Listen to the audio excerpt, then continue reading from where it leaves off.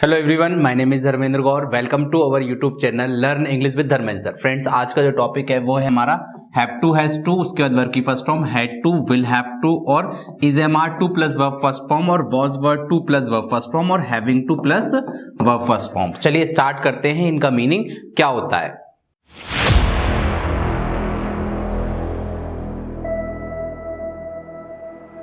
देखिए, जो पहला यूज देखेंगे हम हैव टू और हैज टू का प्रेजेंट टेंस में। देखते हैं कि हैव टू और हैज टू का मतलब होता है कोई काम करना है या कोई काम करना पड़ता है। जैसे कि अगर आपकी इच्छा है किसी काम को करने की, तब भी हम हैव टू हैज टू का यूज करते हैं, और मजबूरी में जब हम कोई काम करना पड़ता है तब भी हम हैव टू हैज टू का यूज करते हैं। लेकिन हम वहां पर क्या होगा कि डिपेंड करेगा कि क्या सिचुएशन है, उसके अकॉर्डिंग मीनिंग निकलेगा पड़ता है या कोई काम को करना है। जैसे कि अभी मेरा मन कर रहा है चाय पीने का, तो मैं बोलूंगा मुझे चाय पीना है, तो I have to take tea. लेकिन जब भी मैं अपने रिलेटिव्स के यहाँ जाता हूं तो मुझे चाय पीना पड़ता है। अब वहां उस टाइम पे इच्छा हो या ना हो, अगर कोई ऑफर करता है तो वहां चाय पीना पड़ता है, वो आपकी मजबूरी है। ठीक है, तो तब भी दोनों का इंग्लिश सेंटेंस क्या होगा, I have to take tea. चलिए समझते हैं आगे एग्जाम्पल के साथ। जैसे आपको बाजार जाना है तो you have to go to market. उसे कल मुझसे मिलना है तो he has to meet me tomorrow. I you with subject के साथ हम क्या लगाते हैं, हैव टू, और he she it name subject के साथ क्या लगाते हैं, हैज टू का यूज करते हैं। चलिए और एग्जाम्पल देखते हैं। कुछ भी करने से पहले मुझे उसकी अनुमति लेनी पड़ती है तो I have to take his permission before doing anything. मुझे वहां प्रतिदिन पैदल जाना पड़ता है तो I have to go there on foot every day. उसे कार्यालय में हर किसी की आज्ञा का पालन करना पड़ता है तो he has to obey everyone in the office. अब हम देखेंगे नेगेटिव सेंटेंस। सब्जेक्ट लगाएंगे, डू या डज लगाएंगे, नॉट, उसके बाद हैव टू, उसके बाद वर्ब की फर्स्ट फॉर्म, उसके बाद ऑब्जेक्ट। अब सब्जेक्ट आपका कोई भी हो, आई यू विद हो तो मतलब डू लगाएंगे, ही सी इट नेम सब्जेक्ट के साथ क्या लगाते हैं, डज। लेकिन उसके बाद नॉट लगने के बाद हैव टू ही लगेगा।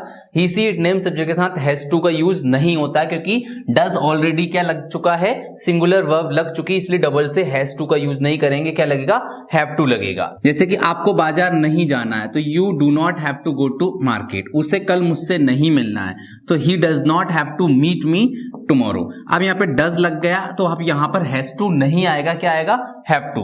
आपको यहां नहीं आना है तो you do not have to come here. अब देखेंगे इंटरोगेटिव सेंटेंस। या डू डज को पहले लगाएंगे, सब्जेक्ट हैव टू, उसके बाद वर्ब की फर्स्ट फॉर्म, उसके बाद क्या लगाएंगे, ऑब्जेक्ट। जैसे क्या तुम्हें बाजार जाना है तो do you have to go to market. क्या उसे कल मुझसे मिलना है तो does he have to meet me tomorrow. क्या उसे कार्यालय में हर किसी की आज्ञा का पालन करना पड़ता है तो does he have to obey everyone in the office. अब देखेंगे हैव टू की ही सेकेंड फॉर्म क्या होती है, हैड टू। पास्ट टेंस में क्या यूज करेंगे, हैड टू का यूज करेंगे। ठीक है, इसका मतलब है कोई काम करना था या कोई काम करना पड़ा मजबूरी में, तो सब्जेक्ट लगाएंगे हैड टू, उसके बाद वर्ब की फर्स्ट फॉर्म, उसके बाद क्या लगाएंगे, ऑब्जेक्ट। जैसे मुझे पैदल जाना पड़ा तो I had to go on foot. मुझे वहां 8 बजे तक पहुंचना था तो I had to reach there by 8 o'clock। चलिए और एग्जांपल देखते हैं। कर चुकाने के लिए उसे अपनी कार बेचनी पड़ी तो he had to sell his car to pay the loan. मुझे कल जाना था तो I had to go yesterday. उसे नौकरी छोड़नी पड़ी तो she had to leave the job. अब देखेंगे नेगेटिव सेंटेंस। सब्जेक्ट लगाएंगे डिड नॉट, उसके बाद हैव टू, उसके बाद वर्ब की फर्स्ट फॉर्म, उसके बाद क्या लगाएंगे, ऑब्जेक्ट। मुझे पैदल नहीं जाना था, I did not have to go on foot. आपको रात में काम नहीं करना पड़ा तो you did not have to work at night. उसे दौड़ना नहीं पड़ा तो he did not have to run.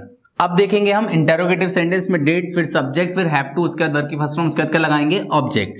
क्या मुझे पैदल जाना था तो did I have to go on foot. क्या आपको पत्र लिखना था तो did you have to write a letter. क्या आपको उसे फोन करना पड़ा तो did you have to call him.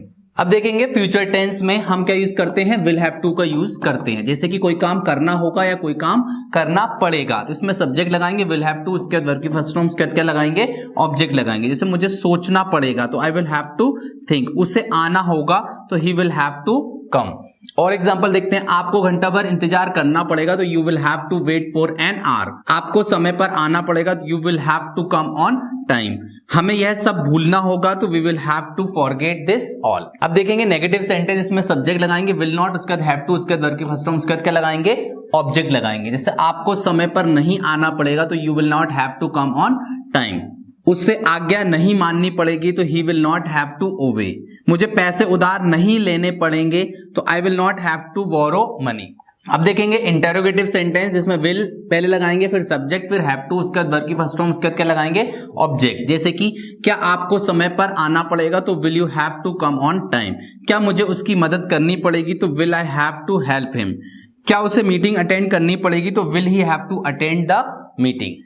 देखिए हैव टू हैज टू के साथ हम दूसरी कोई मॉडल वर्ब का भी यूज कर सकते हैं। तो यहां पर मे और माइट का यूज होता है कंपल्सन या पॉसिबिलिटी के लिए, जैसे कि may have to plus verb first form या might have to plus verb first form. आप मे और माइट को किसी भी जगह पे किसी के भी साथ यूज कर सकते हैं। इसका मीनिंग क्या होगा, कोई काम करना पड़ सकता है, ठीक है, तब इसको मे have to plus verb first form का यूज करते हैं, might have to plus verb first form का यूज करते हैं। जैसे कि आपको आपके पसंद की नौकरी पाने के लिए थोड़ा और इंतजार करना पड़ सकता है, तो you might have to wait for some more time to get a job of your choice।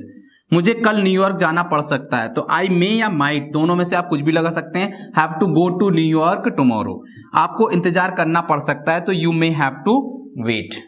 चलिए अब देखते हैं नेक्स्ट यूज हमारा इज एम आर टू, उसके बाद वर्ब की फर्स्ट फॉर्म, या वॉज वर्ड टू उसके बाद वर्ब की फर्स्ट फॉर्म। अब आप थोड़ा सा कंफ्यूज होंगे कि इज एम आर उसके बाद वर्ब की फर्स्ट फॉर्म के साथ आईएनजी, तो हम प्रेजेंट कंटिन्यूअस, या फिर वॉज वर्ड के बाद क्या लगाएंगे, वर्ब की फर्स्ट फॉर्म के साथ आईएनजी, वो हम पास्ट कंटिन्यूअस में यूज करते हैं। लेकिन आईएनजी नहीं लगा रहे, हम सिर्फ डायरेक्ट क्या लगा रहे हैं, टू के बाद वर्ब की फर्स्ट फॉर्म लगा रहे हैं। तो यहां पर भी मीनिंग जो निकलता है, कोई काम करना है या कोई काम करना था का मीनिंग निकलेगा। जैसे कि जो काम हमारा पहले से निश्चित है या निर्धारित है, उसके लिए हम is am are to plus verb first form का यूज करते हैं, या फिर was were to plus verb first form का यूज करते हैं। जैसे पहले से निश्चित है, तो मीनिंग दोनों का हैव टू हैज टू की तरह निकलता है। आप चाहें तो हैव टू हैज टू को भी यूज कर सकते हैं, और is am are to plus verb first form या was were to plus verb first form का यूज कर सकते हैं। जैसे कि सब्जेक्ट लगाएंगे इसमें इज एम आर टू, उसके बाद वर्ब की फर्स्ट फॉर्म, उसके बाद ऑब्जेक्ट, और पास्ट में वॉज वर्ड लग जाएगा यहां पर। जैसे मुझे कल भोपाल जाना है, कि I am to go to Bhopal tomorrow, आपको सच बोलना है, तो you are to speak truth. और एग्जांपल देखते हैं, उसे झूठ बोलना है, तो ही इज टू लाई। मुझे अंग्रेजी पढ़ाना है, तो I am to teach English. आपको उससे नहीं मिलना है, तो you are not to meet him. क्या उसे मेरी मदद करनी है, तो इज ही टू हेल्प मी।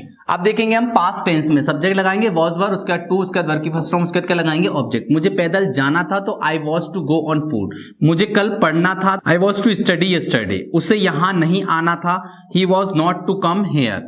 क्या आपको सोना था, तो वर यू टू स्लीप। अब देखेंगे हमारा नेक्स्ट यूज है हैविंग टू, उसके बाद वर्ब की फर्स्ट फॉर्म। इसका मीनिंग हम यूज करेंगे हैविंग टू को प्रेजेंट टेंस में। इसका मीनिंग क्या निकलेगा, कोई काम करना पड़ रहा है, तब इस तरीके से हम having to plus verb first form लगाते हैं। अब हैविंग टू के पहले हम क्या लगाएंगे, इज एम आर, ठीक है। जैसे कि हम प्रेजेंट कंटिन्यूअस टेंस में लगाते हैं इज एम आर, तो सब्जेक्ट जो है वो लगाएंगे, इज एम आर लगाएंगे, उसके बाद हैविंग टू, उसके बाद वर्ब की फर्स्ट फॉर्म। एग्जांपल देखते हैं, मुझे उसका काम करना पड़ रहा है, तो I am having to do his work. मुझे वहां जाना पड़ रहा है, तो I am having to go there.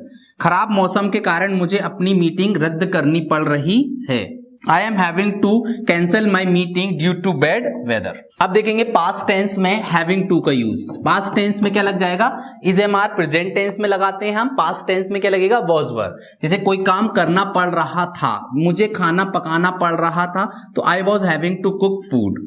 आपको परीक्षा के लिए पढ़ना पड़ रहा था, तो you were having to study for exam. I hope कि आपको हैव टू हैज टू या इज एम आर टू और was were to plus verb first form का यूज समझ में आ गया होगा। अगर आपको ये वीडियो पसंद आया हो तो लाइक शेयर एंड सब्सक्राइब करना ना भूले। इन सारी नोट्स की पीडीएफ आपको डिस्क्रिप्शन बॉक्स में लिंक मिल जाएगी, आप वहां से इन्हें डाउनलोड करके अपने नोट्स को मेंटेन कर सकते हैं और आप प्रैक्टिस कर सकते हैं। Thanks for watching.